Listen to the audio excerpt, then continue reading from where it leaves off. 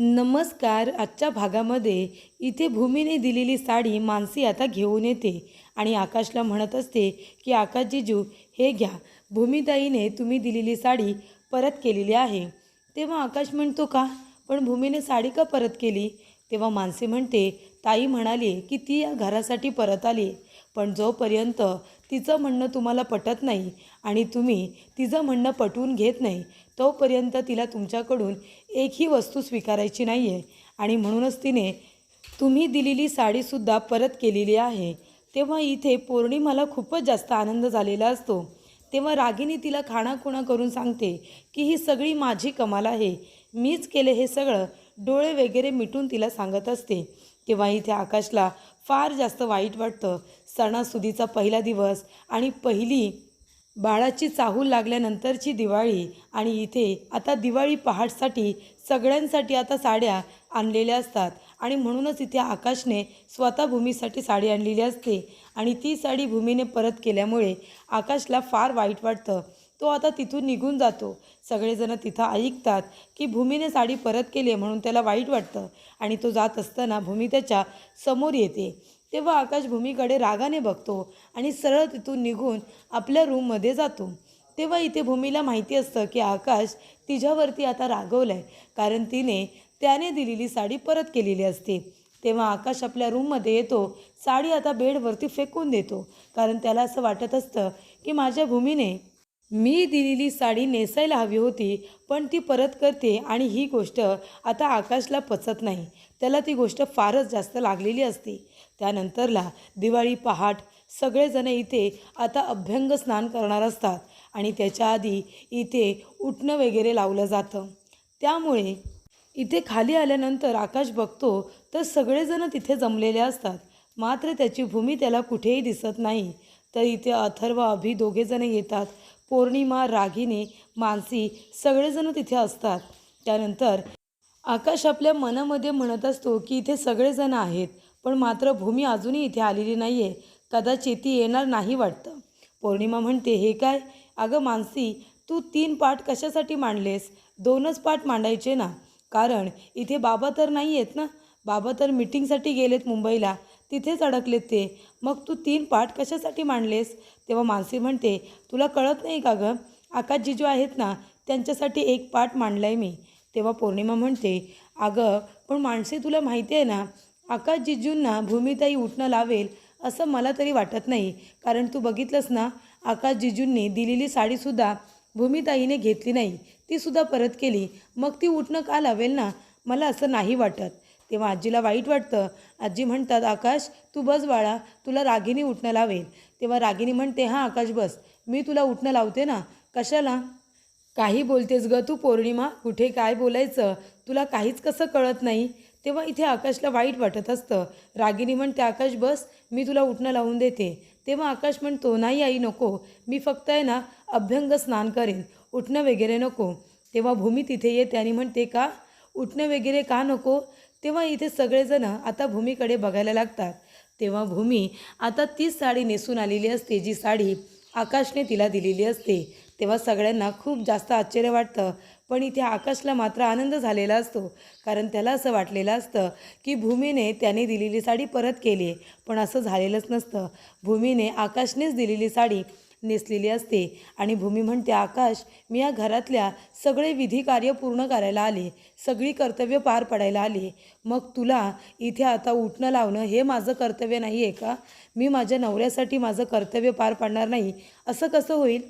तेव्हा इथे मी तुला उठणं लावणारच. तेव्हा मानसी म्हणते अरे वा ताई, खूप भारी दिसतेस गं तू, खूपच छान, आमच्या जिजूंची चॉईस खूप आवडली आहे मला. आणि तसंही जेव्हा तुझ्याबरोबर जिजूंनी लग्न केलं ना, तेव्हाच त्यांची मला चॉईस खूप आवडली होती आणि त्यावेळेला मला समजलंही होतं की जिजूंची चॉईस खूपच जास्त भारी आहे. तेव्हा पौर्णिमा म्हणते तर मानसी, काही गोष्टी तू विसरली आहेस का, तुझ्या लक्षात नाही आहेत? तेव्हा मानसी म्हणते नाही नाही अजिबात नाही, माझ्या तर सगळ्या गोष्टी लक्षात आहेत. म्हणजे जिजू म्हणाले सुद्धा होते की त्यांना लग्न फक्त सायकल राणी बरोबरच करायचं आहे, त्यांनी हट्टच धरला होता लग्न करेन तर सायकल राणी बरोबरच, हो की नाही जीजू? मग आता पौर्णिमा तू मला सांग, 3 पाट मांडून मी चांगलं काम केलं की नाही?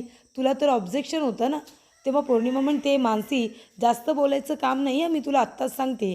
तेव्हा इथे आजीला आता वाटतं की पौर्णिमा आता इथे वाद घालणार आणि सणासुदीच्या दिवशी पुन्हा सगळ्यांचा मूड ऑफ करणार. आजी म्हणतात, बास बास झालं तुमचं आता, चला आता तुम्ही तिघंजणं बसा रे, उठणं लावून घ्या. तेव्हा इथे आजी म्हणतात, आकाश अरे बस ना बाळा. तेव्हा इथे अभि, अथर्व, आकाश तिघेही आता जाऊन पाटावरती बसलेले असतात. त्यानंतरला इथे भूमी आता वाटी घेऊन आलेली नसते, म्हणजे उठण्याची आणि तेलाची जी वाटी असते ती आता आजी म्हणतात की भूमी बाळा घेऊन ये. तेव्हा इथे रागिणीने त्या वाट्या तयार केलेल्या असतात.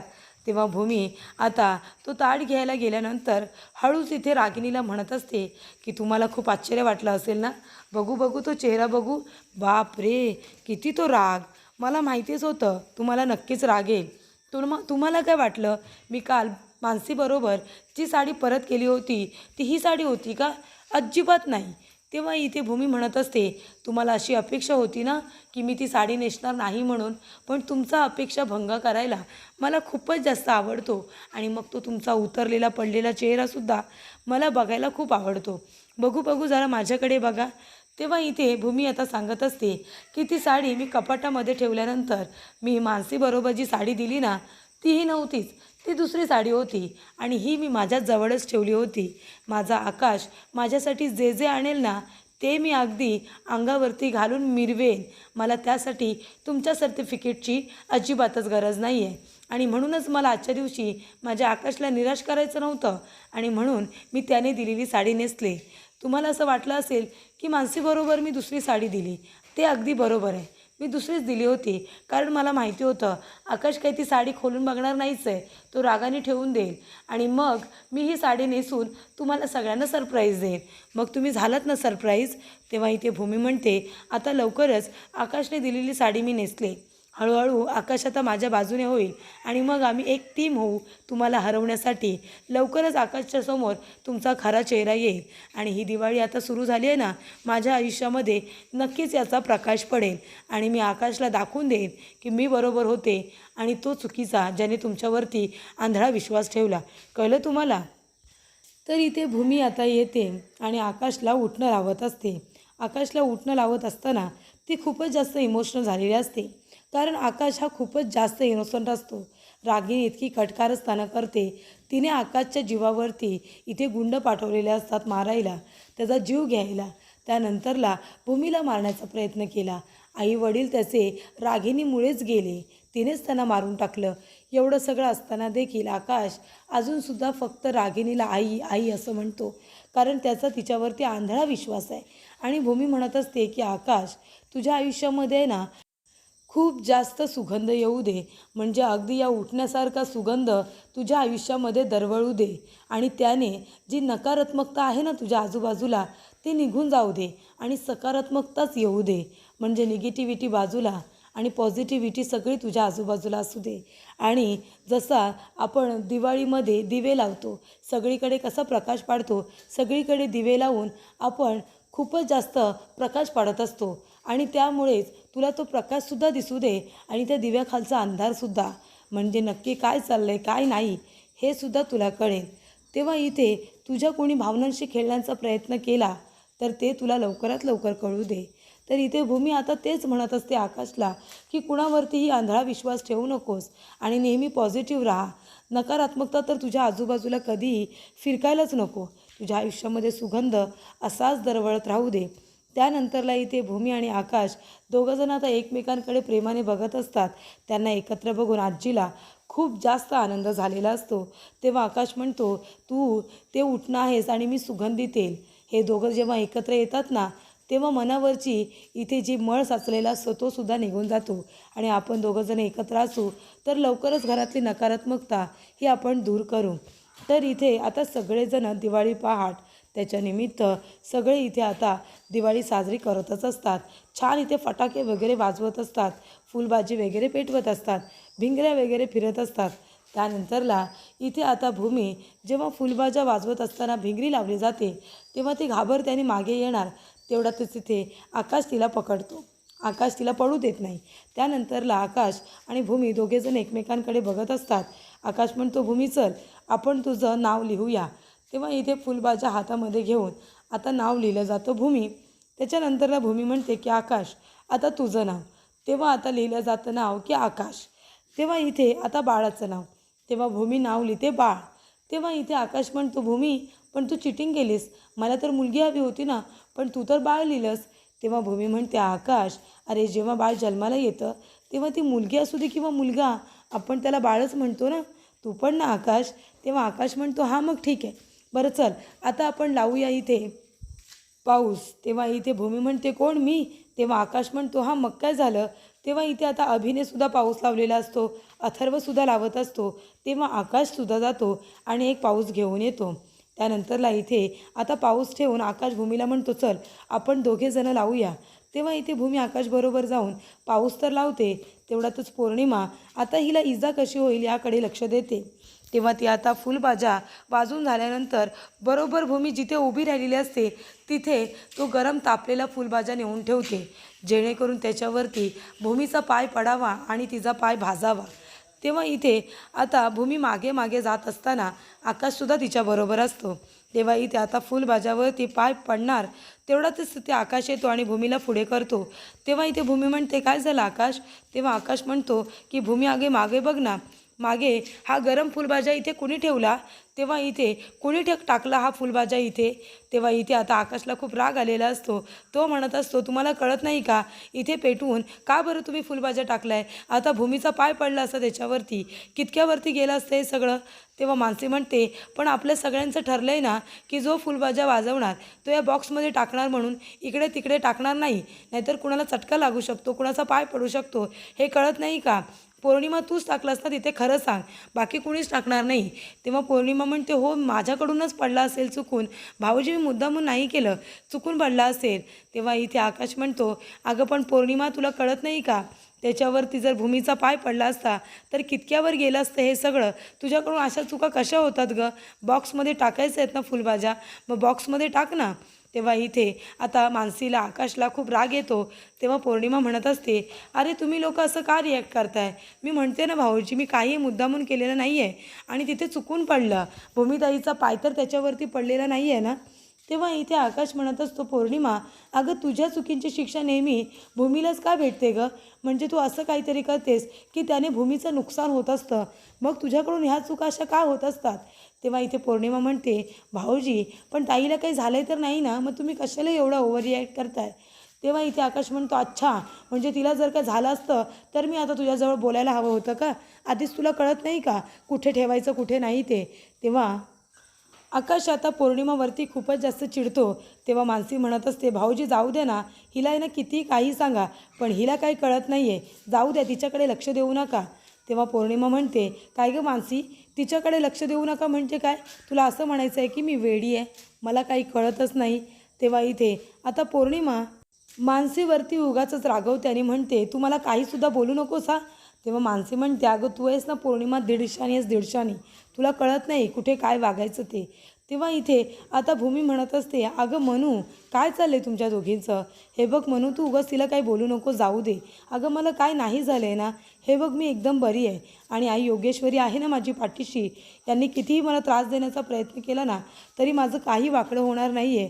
देवी आईचा आशीर्वाद आहे माझ्याबरोबर, तू नको बरं स्वतःला त्रास करून घेऊ, जाऊ दे मी तर बरी आहे ना. तेव्हा आजी म्हणतात बरं ठीक आहे झालं आता सगळं ना, चला आता आतमध्ये चला, उगाच आता इथे अजून थांबू नका, बास झाले ते फटाके आणि ते फुलभाज्या, चला आता आतमध्ये, झाले असेल पेटवून तर.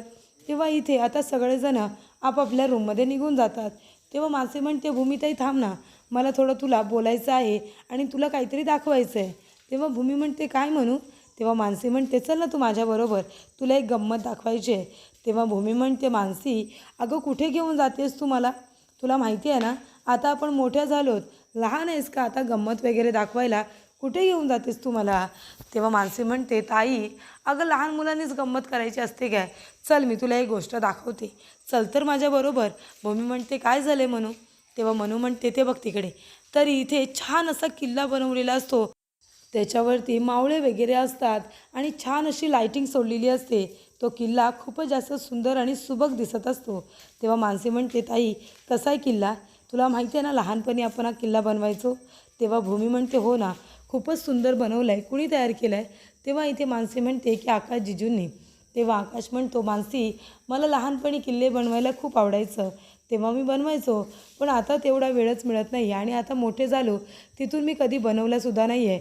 पण आता पुन्हा प्रॅक्टिस तर करायला पाहिजे ना, कारण आता घरामध्ये लवकरच बाळ असणार आहे. तर ह्या दिवाळीला आपल्याला कळलं आहे, पुढच्या दिवाळीला ते आपल्याबरोबर असणार आहे, मग तेव्हा आपल्याला किल्ला वगैरे करता यायला नको का? तेव्हा इथे भूमी म्हणत असते, म्हणून तुला माहिती आहे, म्हणजे आपण लहानपणी जे जे केलेलं असतं ना, ते नंतर आता मुलाबाळांच्या रूपामध्ये सुद्धा आपल्याला लहान होऊन त्यांच्यासाठी ते सगळं करावं लागतं आणि आपल्याला करायला येतंसुद्धा. कारण का, आपण ज्या गोष्टी लहानपणी केलेल्यासुद्धा नसतात ना, त्यासुद्धा आपल्याला आपल्या मुलाबाळांसाठी कराव्या लागतात, हो की नाही म्हणून?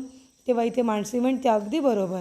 आता तुम्ही दोघंजणं तुमचे हे स्पेशल मोमेंट आहेत ना, ते जगा आणि एकमेकांबरोबर बोला. मला सांगून उगाच माझा मधल्यामध्ये सँडविच करू नका.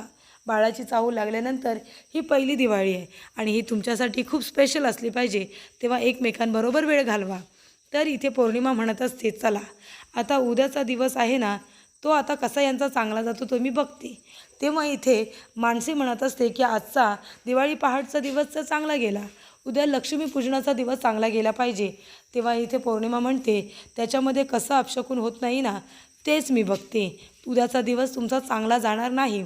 तर पुढील भागामध्ये आपण बघूया. इथे आता भूमी म्हणत असते की आकाश मला तुला एक ओवाळणी द्यायची आहे, ही घे ओवाळणी. तर त्या एन्व्हलपमध्ये आता ट्रकचा एक नंबर असतो. तेव्हा इथे आकाश म्हणतो, ट्रकचा नंबर का दिला आहेस तू भूमी? तेव्हा भूमी म्हणते, आकाश हा तोच ट्रकचा नंबर आहे ज्याने आपल्या रघु काकांना उडवलं. हा तोच ट्रकचा नंबर आहे जो मी तुला दिला. या नंबरवरून त्या माणसापर्यंत पोचण्याचा मी खूप प्रयत्न केला, पण मला पोचता आलं नाही. पण आता तू या गोष्टीच्या मुळाशी पोचायचं. आता ही लक्ष्मीपूजनाच्या दिवशी मी तुला दिलेली ओवाळणी आहे, पण त्यानंतरला तू आता या गोष्टीच्या मुळाशी जाऊन सत्य काय आहे ती शोधून तू आता ती ओवाळणी मला द्यायची. कळलं तुला आकाश? तेव्हा इथे आकाश म्हणतो की ठीक आहे. तर इथे रागिनी, अभि, पौर्णिमा तिघेही खूपच घाबरतात.